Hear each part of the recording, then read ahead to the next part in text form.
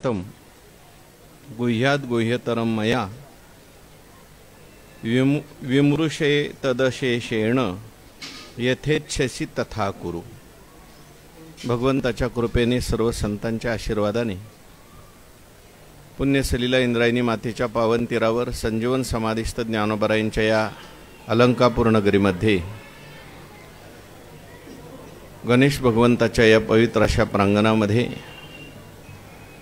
सद्गुरु जोग महाराज वारकरी शिक्षण संस्थेच्या माध्यमातून सुरू असलेली आपली ही नित्याची ज्ञानेश्वरी प्रवचन सेवा, सेवेकरता उपस्थित माऊली स्वरूप असणारे भाविक भक्त, श्रोते, सज्जन, माता भगिनी सर्वांच्या चरणी वंदन करून आपण सर्वांनी मिळून ही चिंतन सेवा करायची आहे। भगवान श्रीकृष्ण परमात्मा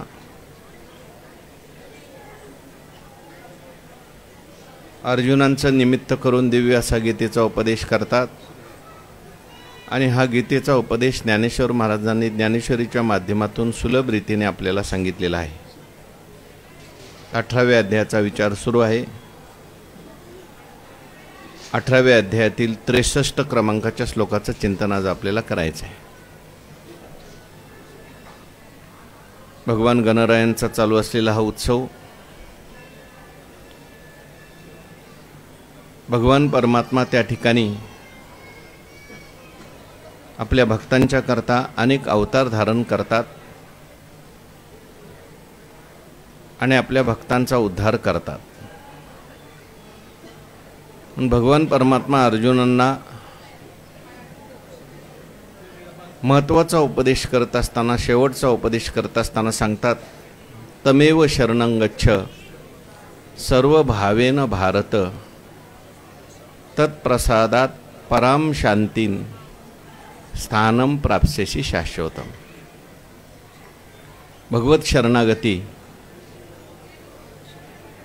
हे सगळ्यात सुलभ, सर्वाधिकार सेवी असं साधन सांगितलं भगवंताने।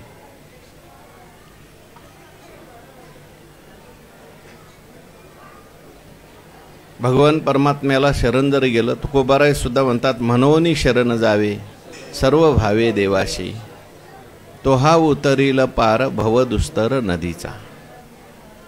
बहु आहे करुणावंत अनंत हे नामजा, तुका मने साक्षी आले तरी केले प्रगट। भगवंताचं नावच आहे अनंत। गणपती बाप्पाचं सुद्धा अनंत नाव आहे। एकच भगवान परमात्मा आहे, तोच आपल्या भक्ताकरता वेगवेगळी रूप धारण करत असतो। कृष्ण भगवंताच्या रूपाने, राम भगवंताच्या रूपाने, गणपती बाप्पाच्या रूपाने तोच प्रगट होत असतो आणि आपल्या भक्तांचा उद्धार करत असतो। गणेश भगवंतांनी सुद्धा अनेक अवतार धारण केले, अनेक असुरांना त्या ठिकाणी मारलं। हे आसुर म्हणजे आसुरी विचार आहेत, आपल्या मनामध्ये असणारे आसुरी विचार, दुर्गुण आजही आपल्याला दुःख देतात, त्रास देतात। म्हणून आजही आपण गणपती बाप्पाचं चिंतन करायचं आहे, म्हणजे त्या विकारांना, विचारांना गणपती बाप्पा नाहीसं करतात।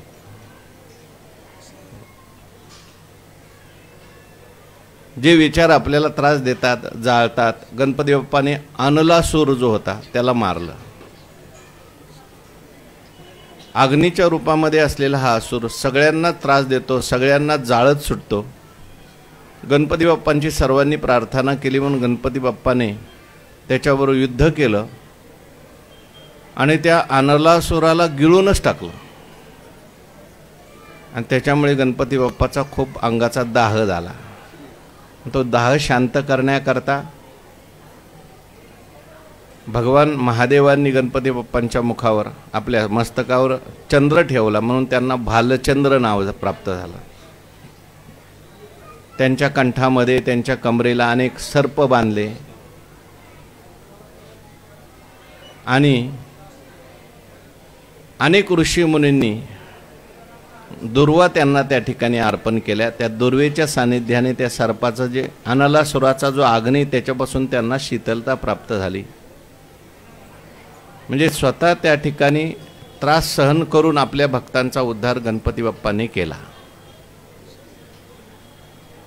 आजही आपल्यावर त्यांची कृपादृष्टी असेल, आपल्या जीवनामध्ये असलेला हा जो काही अनलासूर आहे, संसाराचा अग्नी आहे, तो त्या ठिकाणी अग्नीतून आपल्याला शांत गणपती बाप्पा केल्याशिवाय राहणार नाहीत. गणरायांना वंदन करून या ठिकाणी भगवंतांनी हा उपदेश केला आहे. शेवटचा उपदेश भगवंतांनी केला. अजूनही भगवान परत करणार आहेत उपदेश, पुन्हा पुन्हा करतात. तेव्हा अर्जुन महाराजांना भगवान परमात्मा म्हणतात, इति ते ज्ञानमाख्यातम गुह्यात गुह्यतरम मया विमूर्षे तदशेषेण यथेच्छसी तथा कुरु. भगवान परमात्मा म्हणतात, इति म्हणजे अशा प्रकारे तुझ्याकरता म्हणून गुह्यात गुह्य असलेलं जे काही ज्ञान आहे ते मी तुला सांगितलं. भगवान मी तुला सांगितलं असं म्हणतात, म्हणजे भगवान काही सामान्य नाहीत. सर्वज्ञ, सर्वशक्तिमान, जो जगाचा चालक मालक असलेला परमात्मा आहे, त्या भगवंतांनी हे ज्ञान सांगितले. सांगणारा कोण आहे त्याच्यावरून जे काही सांगितलंय त्याला महत्त्व प्राप्त होत असतं. सांगणारे साक्षात भगवान परमात्मा आहेत. जयाच्या निश्वासी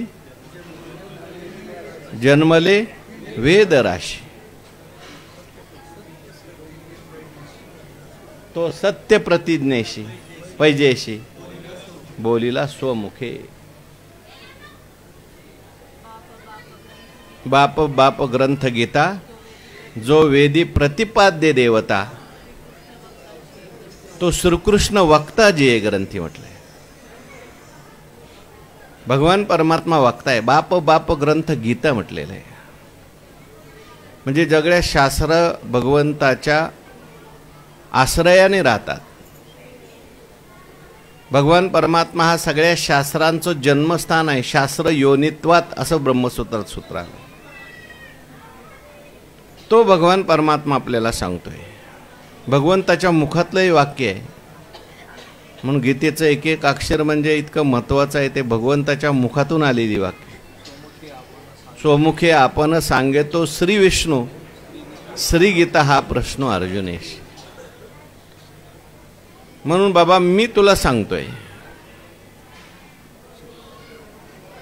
स्वतः कळवळ्याने मी तुला सांगतोय. माझ्याकडून तुला हे सांगितलं गेलं.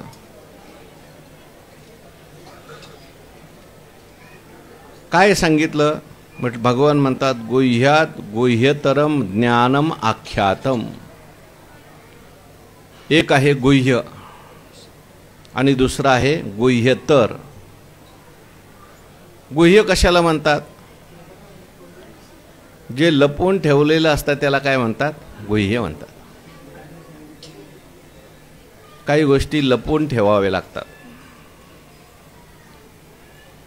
मंत्र, औषध हे काय लपवतात लोक. का लपवायचं? औषध सुद्धा काही लोक औषध आपल्याला देतात, पण त्या औषधाचं नाव सांगत नाही. साधंच औषध असतं, सोपं औषध असतं. आपण ते औषध घेतलं की गुण येतो. आपण जर म्हटलं काय कुठल्या झाडाची पानं होते, ते तुला काय करायचं आहे, ते का सांगत नाही त्याचं कारण सांगतो. त्याने जर सांगितलं काही नाही हो, मी तुम्हाला काय औषध दिलं तर माहिती आहे का? आपली तुळशी असते का नाही, तुळशीचे झाडाची पानं असतात ना, ते पानाचा रस होता. मग असं म्हटलं तर तुम्ही काय म्हणा, हे तुळशीच्या पानाचा रस आणि त्याने कुठं औषधाने गुण येणार आहे का? म्हणजे त्या औषधावर श्रद्धा नसल्यामुळे त्याचा गुण कधी कधी येत नाही आणि मनुष्य घेत सुद्धा नाही. म्हणून ते लपून ठेवावं लागतं. जसं औषध लपवतात तसा मंत्र सुद्धा जो आहे तो लपवावा लागतो. गुह्य मंत्र असेल तर त्या मंत्राची शक्ती आपोआप वाढते असं म्हणतात.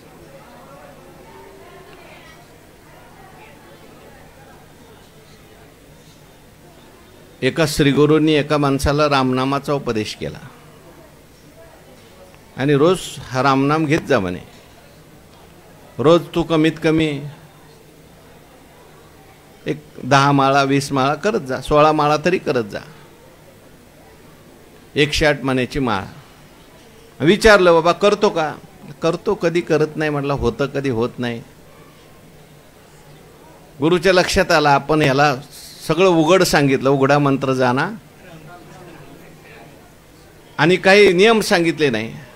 बरं याचं काही एवढं महत्त्व दाखवलं नाही, त्यामुळे त्याला याची काही एवढी किंमत नाही आणि त्याला एवढा फायदाही झाला नाही. शेवटी दुःख तसंच आहे, बाकी संकट तशीच येत होती. मग तू दुसऱ्या ह्या गुरूंच्याच एका मित्राकडे गेला. गुरूंनी सांगितलं तू रामनामच दे, पण थोडंसं त्याला महत्त्व सांगून दे त्याचं. त्याने सांगितलं रामनाम मी देतो, मी मंत्र देतो, म्हणजे कुठलं देतो म्हणून सांगितलं नाही त्याने, पण त्याचे तुला एवढे एवढे पैसे पडतील आणि जर तू जपला नाही तर तुझं सगळं वाटोळं होईल, असं त्याचं महत्त्व सांगून दिलं. असं केलं तर असं होईल, तसं केलं तसं. आणि मग मात्र तो एकदम निष्ठेने जपायला का त्याला फायदा झाला. म्हणजे जेवढी गूढ गोष्ट असते, आता इथं एवढा विस्तार करायचं कारण आहे की भगवान म्हणतात मी तुला जे सांगितलं हे गुह्य सांगितलंय. कारण जे गुह्य असतं ते लपून का ठेवलं जातं? अनाधिकारी माणसाला ते सांगितलं जात नाही. आता गीता सांगत असताना सुद्धा भगवान शंकरांनी पार्वती मातेला कुठे सांगितली?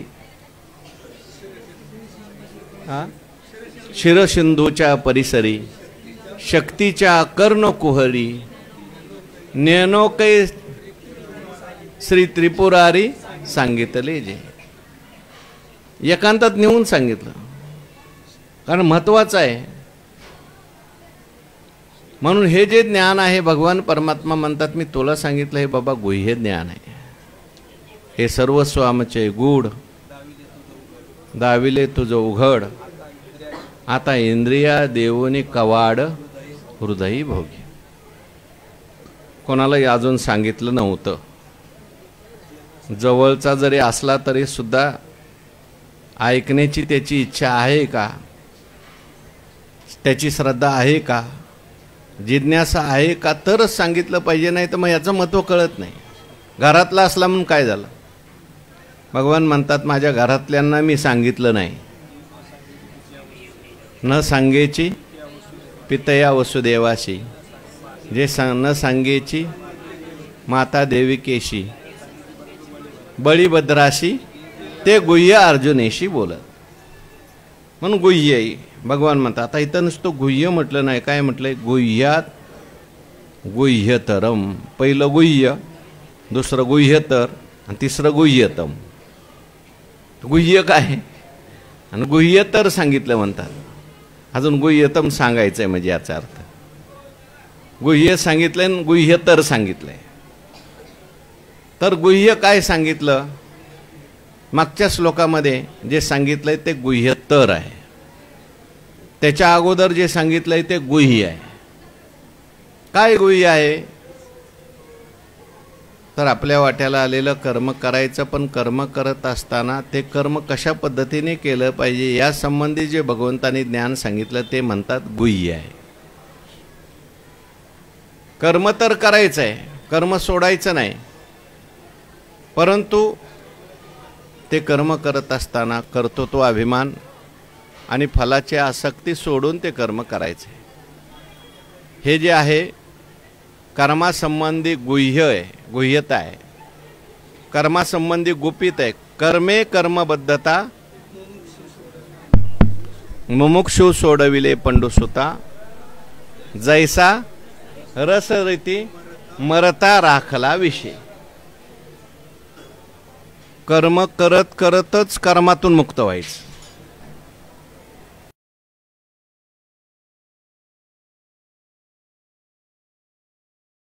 परंतु ते कर्मच आपल्याला कर्मबंधातून मुक्त करायला कारणीभूत झालं पाहिजे. म्हणून कर्मासंबंधी जे ज्ञान आहे ते गुह्य आहे. आणि यानंतर पुढे भगवान परमात्म्याने आता ह्या मागच्या श्लोकात जे सांगितलंय, शरणं गच्छ सर्व भावेन भारत, भगवत शरणागतीचा जो उपदेश केलेला आहे, हा भगवत शरणागतीचा उपदेश गुह्यतर आहे. हे कर्मासंबंधी गुह्य घ्या, उपासनेसंबंधी गुह्यतर घ्या, ज्ञानाच्या संबंधी पुढे गुह्यतम सांगणार आहे असं घ्या. किंवा इथे साधक संजीवनीमध्ये विचार करताना सांगितलं की गुह्य कर्माच्या संबंधाने आणि भगवत शरणागती संबंधी भगवान जे बोलतात ते गुह्यतर किंवा गुह्यतम आहे. भगवान म्हणतात हे तुला मी गुह्यतर सांगितलं. भगवत शरणागती जी आहे ते संसारातून तरुण जाण्याचं सर्वात मोठं गुह्य आहे. कोणी असू द्या, कसाही असू द्या, पण भगवत शरणागती जर त्यांनी केली तर त्याचा उद्धार होऊ शकतो. भगवान म्हणतात भक्तीचे नि नावे चतुष्पदादे आगवे, वैकुंठीचे रानिवे योग्य केले. गजेंद्र हत्ती आहे, पण हत्ती असून सुद्धा त्याने भगवंताचं नामस्मरण केलं तर भगवान परमात्मा त्या गजेंद्राकरता धावत आले आणि त्याचाही काय करून टाकला, उद्धार करून दिला. पाये पा सावजे हातीर धोरले, तेने तया काकुळती माते स्मरले, तयाचे पशुत्व वावो झाले, पावलिया माते. हो, म्हणजे भक्तीमध्ये, भगवत शरणागतीमध्ये जो शरण जातोय त्याच्या अधिकारापेक्षा सुद्धा ज्याला शरण गेलेला आहे त्याचा अधिकार काम करतो. कसाही असला तरी सुद्धा भगवान परमात्मा एकदा शरण आलं की मागचं सगळं सोडून देतात. सकृदेव प्रपन्नाय तवास्मीति याचते, अभयम सर्वभूतेभ्यो दधामी एतद व्रतम मम. जेव्हा बिभीषण महाराज शरण गेले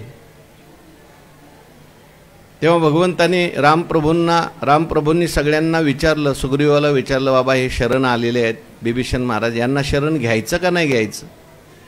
म्हटले देवा विचार करा, कारण हा रावणाचा भाऊ आहे, कदाचित आपला भेद घेण्याकरता आला असेल, आपलं सगळं माहिती काढून घ्यायची आणि परत आपल्याला त्रास द्यायचा म्हणून आला असेल.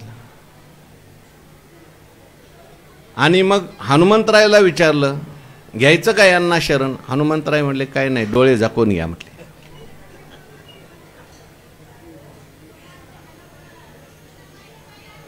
आणि लगेच आल्या आल्या भगवान परमात्म्याने त्यांना राज्याभिषेक केला. सुग्रीवजी म्हणायला लागले देवा अहो अशी एवढी घाई करू नका तुम्ही, हनुमंतरायाचं ऐकून एवढी घाई करू नका. भगवान म्हटले काय होईल ते होईल. सकृदेव प्रपन्नाय, एकदा जो मला शरण आला, मी तुझा आहे असं म्हटला, तवास्मी इति याचते, अभयम सर्वभूतेभ्यो, सर्व भूतापासून मी त्याला अभय देतो. मग काय माझं काय व्हायचं ते होते, पुढचा मी विचार करत नाही.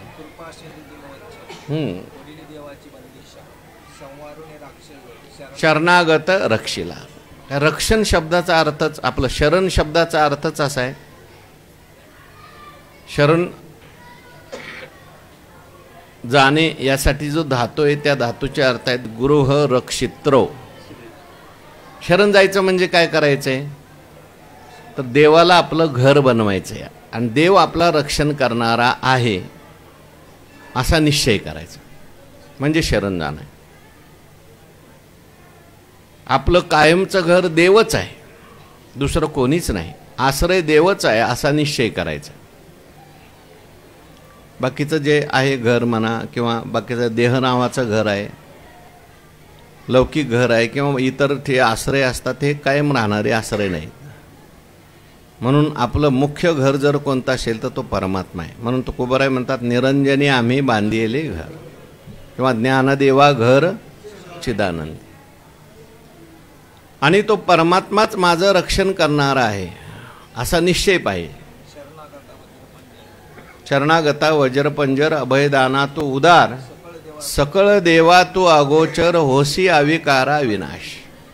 हे देवाला शरण जाणं आहे. शरण जायचं म्हणजे नेमका काय करायचं. आपण नेहमी चिंतन करतो.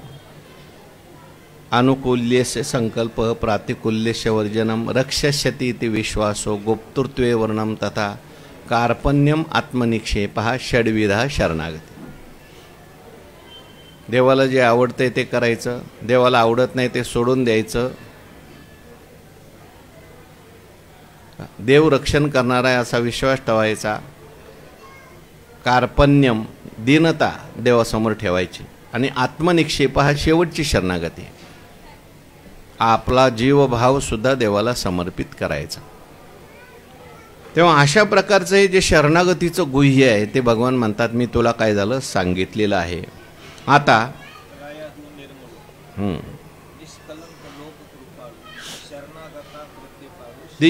श्री शरण्य जो. आता एवढं सांगितल्यानंतर भगवान परमात्मा अर्जुनाला त्या ठिकाणी बोलतात इति ते ज्ञानमाख्यातम गुह्याद गुह्यतरम मया. पुढे विमृश्य एतद अशेषेन विमृश्य. हे सगळं सांगितलं ना, या सगळ्यांचा विचार कर.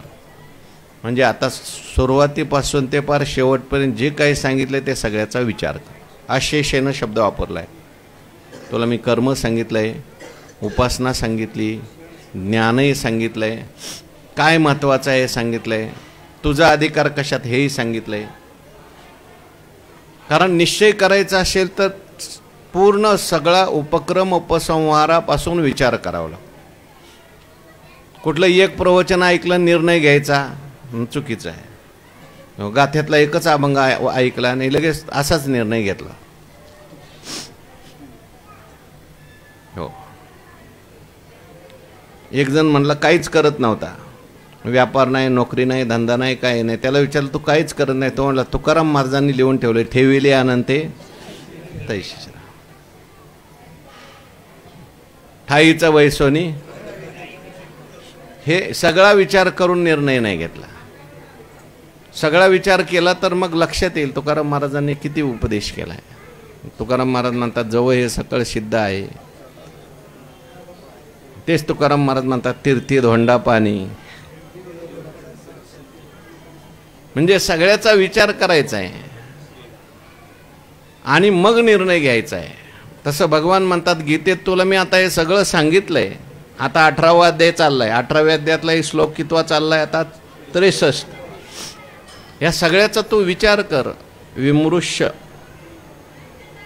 श्रवण केलंय पण आता तू त्याचं मनन कर, निधिध्यासन कर. नुसतं ऐकून चालत नसतं, त्याचं मनन झालं पाहिजे. यौक्तिक चिंतन म्हणतात त्याला.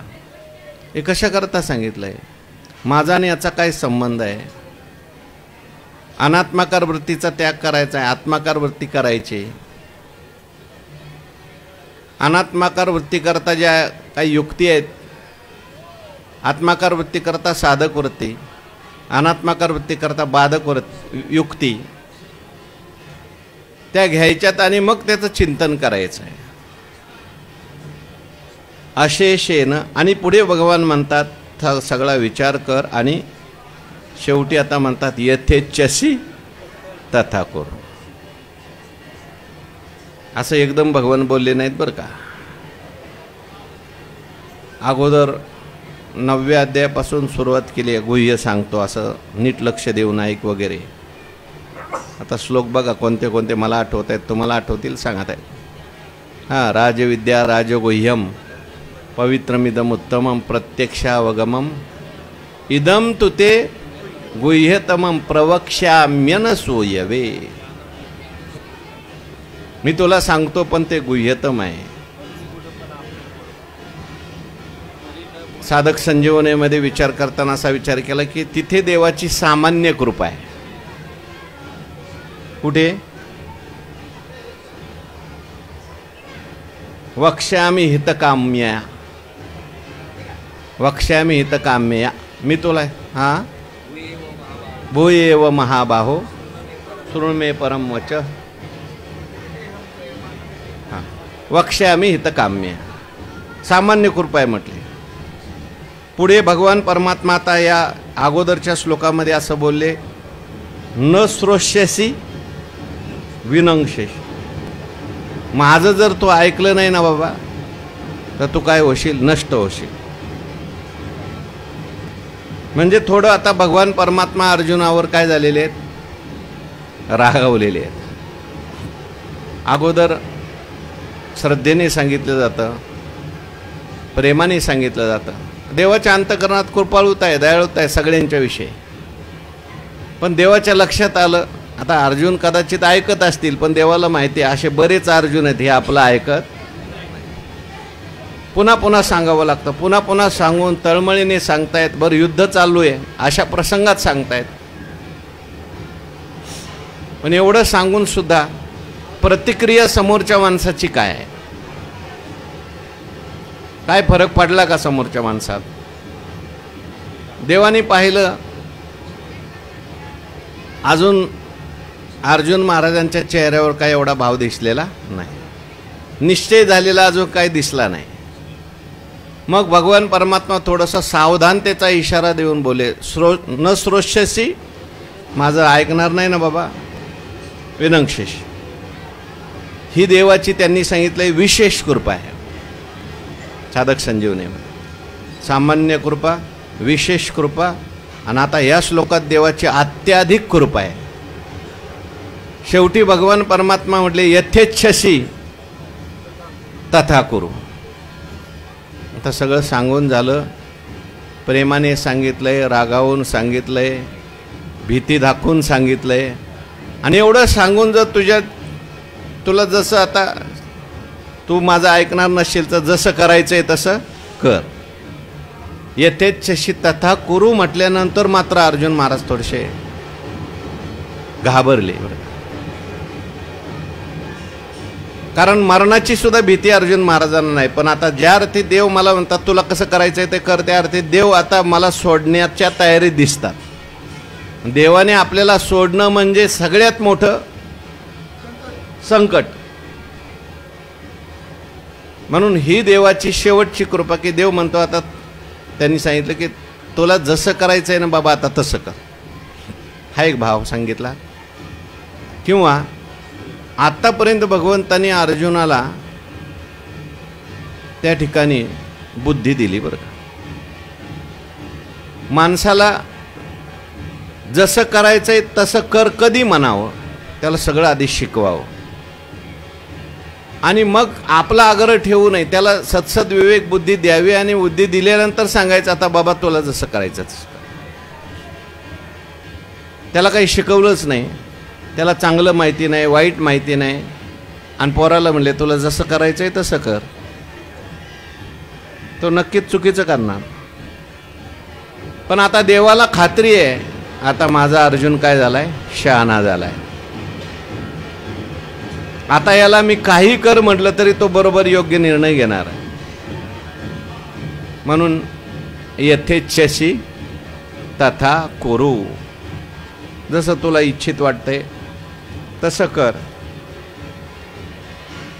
म्हणजे पण केवळ स्वेच्छेने काही करू नकोस, या सगळ्याचा विचार करून कर. कोणती गोष्ट करत असताना जे आपण ऐकलंय त्याचं मनन करावं आणि मग त्याचा सगळा विचार करावा, बारीक त्याच्या परिणामाचा विचार करावा आणि मग करावा. लगेच कोणताही निर्णय घेऊ नये, आपल्या केवळ मनाने निर्णय घेऊ नये, हे भगवान परमात्मा सांगतात.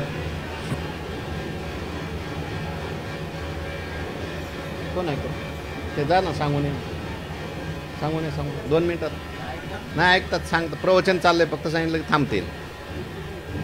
प्रवचन चाललंय फक्त थोडा वेळ थांबवणं, 10-15 मिनिट.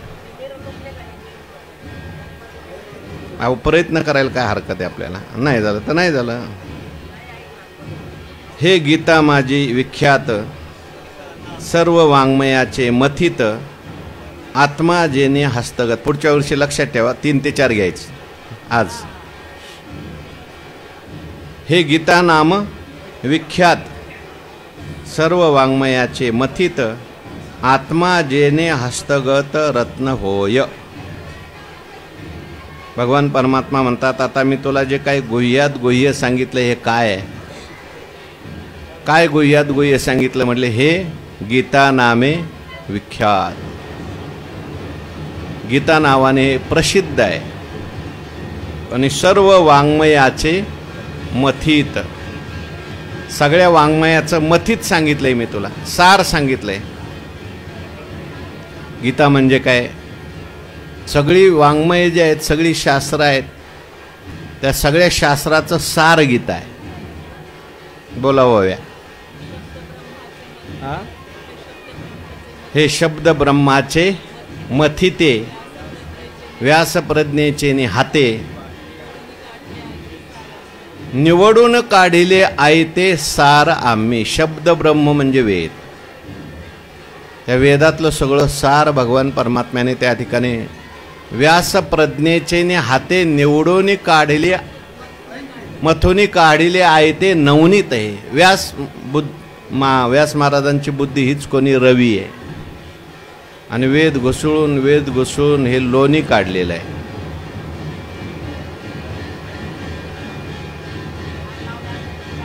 हा गीता नाम विख्यात सर्व वाङ्मयाचे मथित. मी गोवी सांगताय का काय तुम्ही?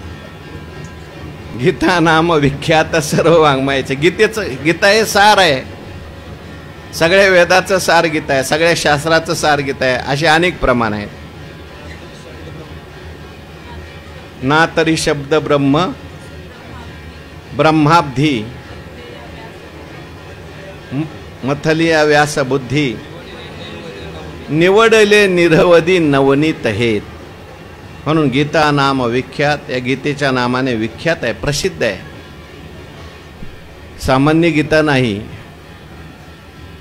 सगळे या गीतेचं सेवन करतात. भगवान शंकर सुद्धा गीतेचं काय करतात? चिंतन करतात. सनकादिके सेविजे आदरेशी.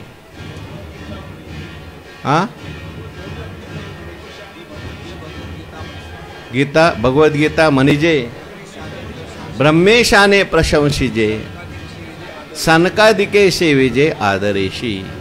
अशी ही गीता आहे. आणि सर्व वाङ्मयाचे मथित, सगळ्या वाङ्मयाचं काय मंथन करून सार काढलेलं आहे. आत्मा जेने हस्तगत रत्न होय. ज्यामुळे या गीतेमुळे काय प्राप्त होतं म्हटले? आत्मा जेने हस्तगत रत्न होय. आत्मा हे रत्न आहे. रत्न जसं अमूल्य असतं, रत्न जसं प्रकाशक असतं, त्याप्रमाणे हा आत्मा परमात्मा हा रत्नासारखा आहे, अमूल्य आहे, प्रकाशक आहे. आपलंच रत्न आहे, पण आपण अजून त्या रत्नाला पोरके झालो का पारखे झालो. रत्न असून उपयोग नाही, ते रत्नाचं मूल्य कळलं पाहिजे. आपुलेची रत्न थिते घेपे पारखियाचे नि हाते.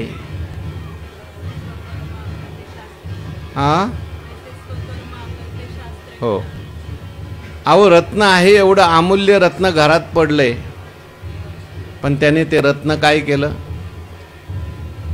तुका म्हणे चिंता म्हणे शेळी गळा. ते रत्न कचऱ्यात गेलंय सगळं. काही त्या रत्नाचा उपयोग होत नाही आपल्याला. असं हे रत्न आहे. आत्मा म्हणजे काय सामान्य आहे का? हो, आत्म्याचं वर्णन केलंय ज्ञानोबारांनी अनेक ठिकाणी. प्रियाची परमसीमा तो भेटे माऊली आत्मा, खेवी आटे डिंडिमा. असा आत्मा आहे. आणि असा आत्मरूपी रत्न आपल्याकडून त्याचं उपेक्षा झाली, दुर्लक्ष झालं. बरं, तो आत्मा हस्तगत करायचा म्हटल्यानंतर आत्मा प्राप्त करून घ्यायचा म्हटलं सोपं काम आहे का? सगळी साधनं त्याच्या करतायत.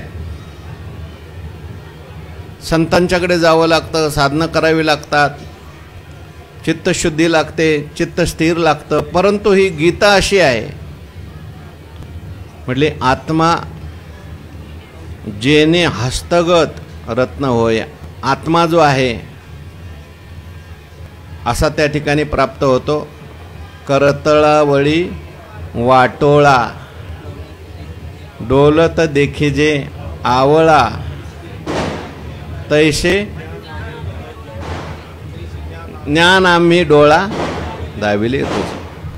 जसा हातावर आवळा असतो आणि असा हलवून सगळ्या बाजूने बघता येतो, आत्मा तसा पाहायला गेला तर पाहण्याचा विषय नाही. परंतु गीता वाचल्यानंतर, गीता ऐकल्यानंतर, गीतेचं पठन केल्यानंतर, हो, गीता नेदी मोक्षा आरवते. श्रवणे पाठे अर्थे गीता नेदी मोक्ष आरवते. जैसा समर्थ दाता कोणाते नास्ती नम. जसा एखादा समर्थ दाता असतो, कोणाला नाही म्हणत नाही, तशी गीता अशी आहे. तुम्ही वाचा, ऐका, अर्थ समजून घ्या. समर्थ दाता असल्यामुळे, किंवा गीतेचं आता वर्णन खूप केलंय, माऊली म्हणून गीतेचं वर्णन केलंय. गीता माऊलीये नसे जाणे ताने. गीता माऊलीला जसा आईला जाणता मुलगा आणि नेणता मुलगा असा भेद नाही, दोन्ही मुलं आईचीच आहेत. तसं ज्ञानी अज्ञानी याच्यात गीता भेद करत नाही. ज्ञानी असू द्या, अज्ञानी असू द्या, सगळ्यांनाच गीता मोक्ष देते. गीता पाठकाशी असे फळ अर्थज्ञाची सरसे. गीता माऊली नसे जाणे ताने. म्हणून आत्मा जेने हस्तगत रत्न होय. साचची बोलाचे नवे हे शास्त्र. संसार जिनते शस्त्र. आत्मा अवतरविती मंत्राक्षरी. हे अक्षर आहेत, या आत्म्याचं काय करतात? अवतरण करतात. म्हणजेच आत्मा अनुभव प्राप्त करून देतात. म्हणून आत्मा जेने हस्तगत रत्न होय. ज्ञान ऐशिया रूढी वेदांती जयाची प्रौढी. वानिता कीर्ती चोखडी पातली जगी. म्हणजे हे जे ज्ञान आहे याला आत्मज्ञान या प्रसिद्ध शब्दाने उपनिषदात ज्याचं महत्त्व घाललेलं आहे. ज्ञान ऐशिया रूढी वेदांती जयाची प्रौढी. वेदांतामध्ये, उपनिषदामध्ये वेदांताने ज्ञान या नावाने ज्या गीताशास्त्राचा मोठेपणा वर्णन केल्यामुळे त्या वेदांतालाही जगात शुद्ध कीर्ती प्राप्त झाली.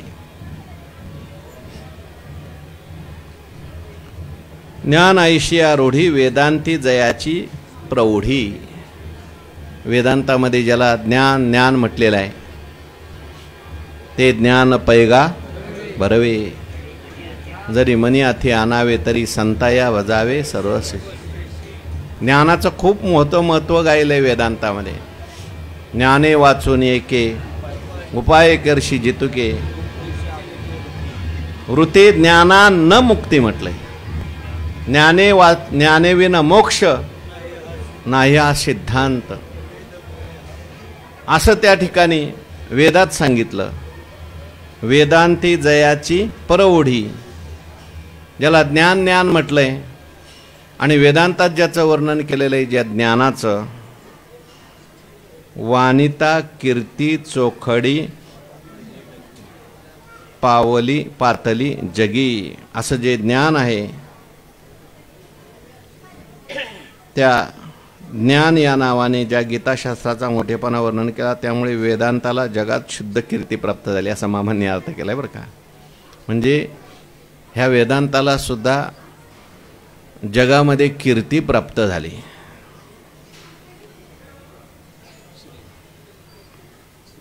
आणि म्हणजे मामांनी असा अर्थ केलाय की गीतेमध्ये ते ज्ञान आल्यामुळे त्या वेदांताला सुद्धा जगात कीर्ती प्राप्त झाली. खांदारकर महाराजांनी असा अर्थ केलाय, ज्ञानाचे वर्णन केल्यामुळे गीता जगात पवित्र कीर्तीला प्राप्त झाली. म्हणजे वेदांतामुळे गीतेला कीर्ती प्राप्त झाली. आणि ज्ञानोबाराय आपला मामा म्हणतात गीतेमुळे वेदांताला कीर्ती प्राप्त झाली.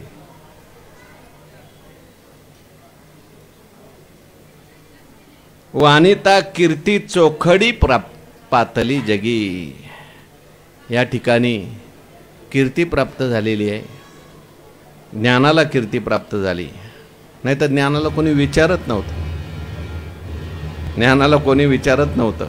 ज्ञानाला कोणी गिराईक नव्हतं. पण ज्ञान सगळं गीतेच्या माध्यमातून आलं.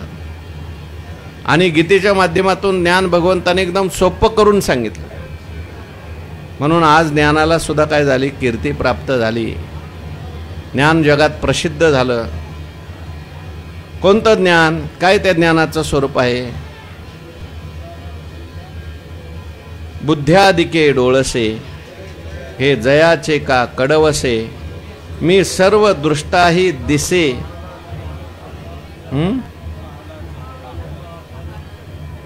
पाहला जये. जे ज्ञान आहे ते सामान्य ज्ञान नाही बरं का. आता इथे ज्ञानाचे काही प्रकार आपण नेहमी पाहतो. एक आहे वृत्ती ज्ञान आणि दुसरं आहे स्वरूप ज्ञान. आता आपल्याला जे ज्ञान होतं हे वृत्तीचं ज्ञान आहे. घटाचं ज्ञान आहे, पटाचं ज्ञान आहे, हाराचं ज्ञान आहे, शब्दाचं, रूपाचं, रसाचं हे ज्ञान आहे. हे वृत्ती ज्ञान आहे. ते परिच्छिन्न ज्ञान आहे. आणि या ठिकाणी भगवंतांनी जे ज्ञान सांगितलंय ते हे परिच्छिन्न ज्ञान जिथून आलंय ते मूळ स्वरूप ज्ञान आहे.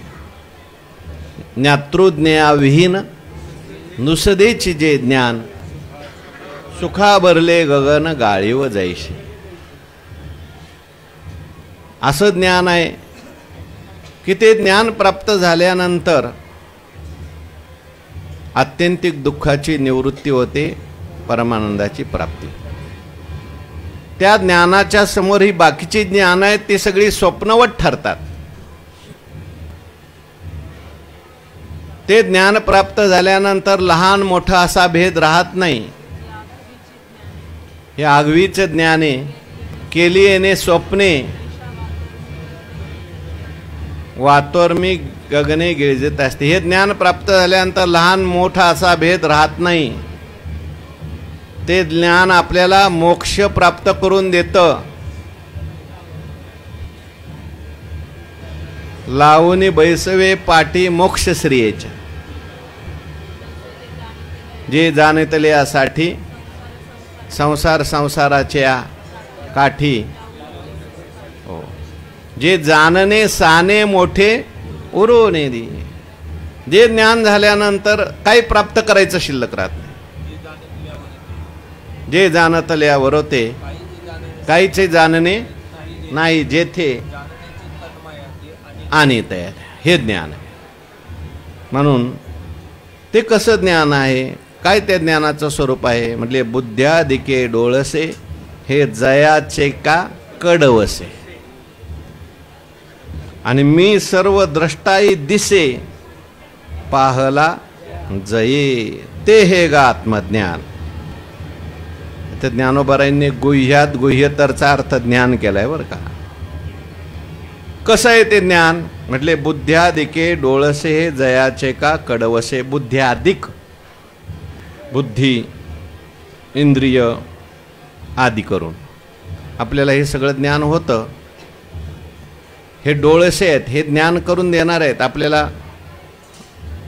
डोळाही ज्ञान करून देतो, कानही ज्ञान करून देतो, जीभही ज्ञान करून देते. 5 ज्ञानेंद्रिय आहेत. मनही ज्ञान करून देतं, बुद्धीही ज्ञान करून देते. पण ज्ञानोबाराय म्हणतात हे जे आहेत हे जरी डोळस असले, ज्ञान करून देणारे असले, तरी हे कडवसे आहेत. काय आहेत? कडवसे. कडवसा कशाला म्हणतात? घरामध्ये एखादं पत्र्याचं घर पत्रा घरावर असेल किंवा कौलं असतील आणि एखादं छिद्र पडलेलं असेल, तर बाहेर त्या ठिकाणी सूर्यप्रकाश आल्याबरोबर घरात एखादा झरोका येतो. त्याला काय म्हणतो आपण? काय पडला? कडवसा पडला. म्हणजे बाहेर सूर्य मोठा आहे, पण त्याचा फक्त काय आलाय आत घरात? कशामुळे? छिद्रामुळे. तसं व्यापक ज्ञान आहे, ते व्यापक ज्ञानच बुद्धीच्या द्वारे आलं की ते ज्ञान आपल्याला वाटतं, पण तो काय आहे? कडवसा आहे. पण हे कडवसे कोणामुळे पडले? ते ज्ञान खरं आहे, ते व्यापक ज्ञान आहे. बुद्ध्याधिक डोळसे जयाचे का कडवसे. अहो नुसतं बुद्ध्याधिकच नाही तर ज्ञानोबारायांनी म्हटलंय चंद्र सूर्य कडवसा. हा, म्हणून चंद्र सूर्य कडवसा, पडती वस्तूची या प्रकाशा, या लागी तेजसे तेजसा, ते वस्तूचे अंग. ते वस्तू की तेजो राशी, सर्वभूतात्मक सरिशी, चंद्र सूर्याच्या मानसी प्रकाशे जे. चंद्राला ज्याचा प्रकाश आहे, सूर्याला ज्याचा प्रकाश आहे, बुद्धीलाही ज्याचा प्रकाश आहे, असा जो नित्य प्रकाश, जो कधी अस्त होत नाही, सुसडा सूर्यकणाच्या राशी, जो नित्य उदय ज्ञानी अशी अस्तमानाशी जयाशी आडनाव नाही. अशा प्रकारे बुद्ध्यादिके डोळसे हे जयाचे गा कडवसे, मी सर्व द्रष्टा ही दिसे पाहला जये. भगवान म्हणतात, हे महत्वाचं बोलले बरं का भगवान. इथे काय बोलले? मी सर्व द्रष्टा दिसे पाहला जे. म्हणजे आता मी जो आहे हा सर्वज्ञ आहे, सर्व द्रष्टा आहे, मला सगळं काही कळतं जगातलं, पण ते ज्ञान असं आहे, ते ज्ञान मलाही पाहणार आहे. ईश्वराला सुद्धा पाहणारं ते ज्ञान आहे. असं जे व्यापक ज्ञान आहे की माझं सुद्धा ते ज्ञान साक्षी आहे, जगाचा साक्षी आहे, जीवाचा साक्षी आहे, पण ईश्वराचं सुद्धा काय ते साक्षी. ज्ञान आधी का ईश्वर आधी? ज्ञान आधी बरं का. कारण ईश्वर आहे हे अगोदर ज्ञानच आहे. ज्ञानात्मक ईश्वर आहे, ज्ञानात्मक जीव आहे, ज्ञानात्मक जगत आहे. म्हणून व्यापक जे ज्ञान आहे, हे ज्ञान म्हणजेच परमात्मा आहे बरं का. ज्ञान म्हणजेच आत्मा आहे. असं जे व्यापक ज्ञान आहे ते हे गा आत्मज्ञान.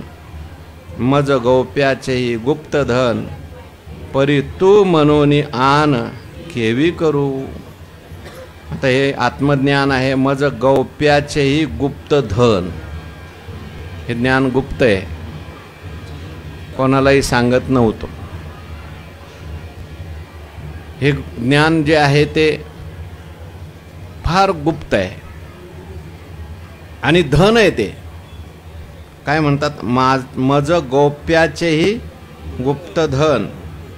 आत्मज्ञान माझ्या गौप्याचंही गुप्त धन आहे, म्हणजे गुह्यातलं गुह्य आहे. सगळं मी सांगतो परंतु हे सांगत नाही. हे ज्ञान जे आहे ते परंपरेने आलंय, परंतु ही जी परंपरा आहे ही सुद्धा परंपरा गुह्याचीच परंपरा सांगितली. एक शिष्य एक गुरु, ऐसा रूढला साच व्यवहारो मत जाणावे. पहिल्यापासून हे ज्ञान जे आहे ते काय? आदिनाथ उमा बीज प्रगटले, सहज स्थिती, गुह्य, सगळ्यांना सांगितलं गेलं नाही. जो अधिकारी असेल त्यालाच दिलेलं हे ज्ञान आहे. म्हणून असं हे गुप्त, मज गौप्याचेही गुप्त धन. तसं पाहायला गेलं तर भगवान म्हणतात मीच पहिला गुप्त आहे. मी कधी कोणाला काही दिसत नाही आणि माझं हे गुप्तधन आहे. पुन्हा आणखी मी हे सांभाळून ठेवलेलं आहे. मी हे कधीच कोणाला देत नाही, बाकी सगळं देतो. लौकिकातलं काही मागितलं तर देतो. त्या उपनिषदामध्ये कथा आली, आपल्या नचिकेत जे आहेत ते यमराजाकडे गेले आणि 3 वर माग असं म्हटले. 3 वरात काय मागितलं म्हटले, अग्निविद्या द्या, माझ्या बापाचा राग गेला पाहिजे. आणि 3ऱ्या वरात म्हटले मला आत्मज्ञान पाहिजे. आत्मज्ञान पाहिजे म्हटलं की यमराज म्हणले, बाबा दुसरं काय मागायचं आहे तर माग, फक्त आत्मज्ञान मागू नकोस. मी तुला सगळे स्वर्गातले भोग देतो, मी तुला त्या ठिकाणी लौकिकातले सगळे भोग देतो, हो किती दिवस आयुष्य पाहिजे ते देतो, फक्त काय मागू नको, आत्मज्ञान मागू नको. मग तो म्हणला मला आता बाकीचं काय नको, एवढं आत्मज्ञानच द्या. म्हणजे भगवान परमात्मा जे ज्ञान आहे ते लवकर देत नाही, बाकी सगळं देतो तुम्हाला. आगव्या चोरी आपुले जे सर्वस्व आम्ही असे ठेवले. हा, पण ते ज्ञानासाठी आहे का प्रेमासाठी आहे? ज्ञानासाठीच आहे का? हो नाही, काही ठिकाणी प्रेमासाठी सुद्धा असं म्हटलंय ते. तर भगवान परमात्मा देत नाहीत, लक्षात ठेवा. हो काही देतील, बाकीचं सगळं देतील. आढळ पदावर बसवतील, क्षीरसागर देतील, सोन्याचं काय दिलं, नगरीच देऊन टाकले. पण हे ज्ञान द्यायचं म्हटलं की जरा कंजूस परमात्मा करतं का? कारण ज्ञान द्यायचं म्हणजे आत्माच द्यायचा आहे ना, म्हणजे स्वतःलाच द्यायचं आहे, आत्मस्वरूप द्यायचं आहे. म्हणून भगवान म्हणतात माझं काय आहे, गौप्य धन आहे ते जे गा आत्मज्ञान, मज गौप्याचेही गुप्त धन परी, पण तू म्हणून आण. आता तू आहे म्हणून, तू आहे म्हणून आण केवी करू. आता तू असल्यामुळे सांगण्याकरता लपून कसं काय ठेवू? तू काय आहेस, तू कसा आहेस? तू प्रेमाचा पुतळा. मनुष्य गुह्य कुठं बोलत असतो, जो चव्हाट्यावर जाऊन सगळ्यांना सांगेल त्याच्याबरोबर. अतिप्रेम असलं की मनुष्य काय सांगतो, गुह्यातलं गुह्य सुद्धा सांगतो, मनातलं सुद्धा सांगतो. अतिप्रेम पाहिजे, त्याला विश्वास पाहिजे. समोरची व्यक्ती जो आहे आपलं हसू करणार नाही, फजिती करणार नाही, आणि समोरची व्यक्ती जे सांगितलंय त्याच्याप्रमाणे निश्चित वागणार. किंवा समोरच्या व्यक्तीचं त्याच्यात आत्यंतिक हित आहे, तो आपलं ऐकणार, हित करून घेणार. मग अर्जुन महाराज जे आहेत त्यांचा स्वभाव कसा आहे, जो सुमन आणि शुद्धमती, अनिंदकू अनन्य गती. गुह्य कोणाला सांगावं, ज्ञानोबारायांनी आपल्याला सांगून ठेवलं, सुमन पाहिजे, चांगल्या मनाचा पाहिजे, आणि शुद्धमती पाहिजे, आणि दुसऱ्याची निंदा करणारा नको, आणि अनन्य पाहिजे आपल्याशी. प्रेमाचा पाहिजे, अतिप्रेमाचा, तू प्रेमाचा पुतळा, भक्तीचा जिव्हाळा, मैत्रीची चितकळा धनुधरा. अर्जुन महाराजांनाच भगवान परमात्मा का सांगतात, हे ज्ञानेश्वरीत खूप ओवे आहेत. देव अर्जुनालाच का सांगतात? प्रेम आहे म्हणून सांगतात. म्हणून परिशिगा प्राज्ञा, तू तो आस्तेशीच संज्ञा, म्हणून सांगतात. बोलिली गोष्टीची अवज्ञा. अर्जुना तू परिशशी, परिसोनी अनुष्ठीशी. हो, अर्जुन महाराज जे आहेत ते नुसतं ऐकत नाही, ऐकल्याप्रमाणे वागतात. म्हणून अर्जुन महाराजांना भगवान सांगतात आवडीचे आहेत, प्रेमाचे आहेत. आणि म्हणून तू म्हणून आण केवी करू. देवाला अर्जुन महाराज आपल्यापेक्षा वेगळे वाटत नाहीत बरं का. किती प्रेम आहे अर्जुनावरती. तो संन्याशी होऊन जनी चोरुणी माझी नेली भगनी, माझे म्हणे मी तू दोन्ही स्वरूप एक. देवाला अर्जुन आपल्याहून भिन्न वाटत नाहीत. मी अर्जुन आणि अर्जुन मी आहे. त्या महाभारताच्या युद्धामध्ये भगवान म्हणतात, जो अर्जुनाचा द्वेष करतो तो माझा द्वेष करतो, आणि जो अर्जुनावर प्रेम करतो तो माझ्यावर प्रेम करतो. म्हणून परी तू म्हणूनी आन केवी करू. आता तो असल्यामुळे मी त्या ठिकाणी आन केवी करू म्हणजे काय?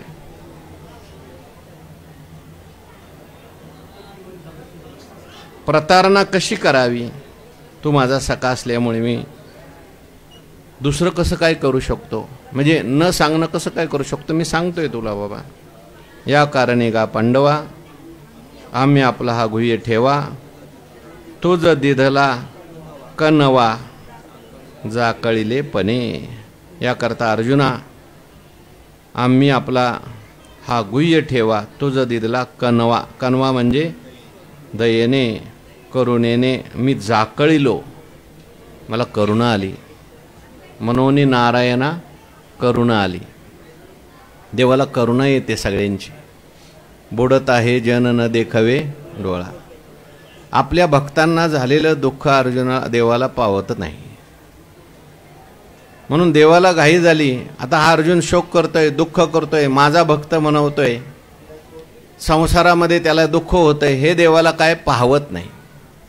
म्हणून देव काय करुणा करे. देवा तू कृपा करुणा सिंधू, होसी मायबापा मुचा बंधू, जीवन सिद्धी साधन सिंधू, तोडशी भवबंधू काळपाश, शरणागता वज्रपंजर, अभयदाना तू उदार, सकळ देवा तू अगोचर, होशी अविकार.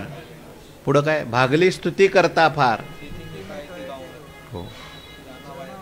म्हणून भगवान परमात्मा त्या ठिकाणी तुझ दिधला कनवा जाकळिले पणे, परी